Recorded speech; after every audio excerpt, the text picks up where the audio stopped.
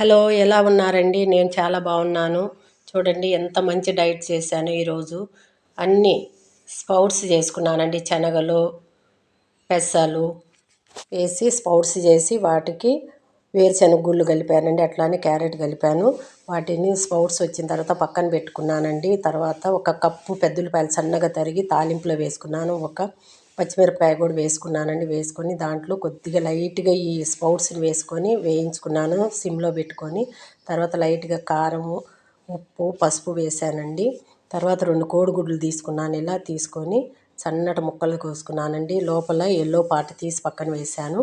వీటిని కూడా ఇప్పుడు ఈ స్పౌట్స్లో వేసుకొని వేయించుకున్నానండి. వేయించుకొని లాస్ట్లో కొత్తిమీరతో గార్నిష్ చేసి పిల్లలకు పెట్టానండి. అతి ఇష్టంగా తిన్నారు. దీనిని అన్నంలో కూడా తినొచ్చండి, స్నాక్స్గా తినొచ్చు.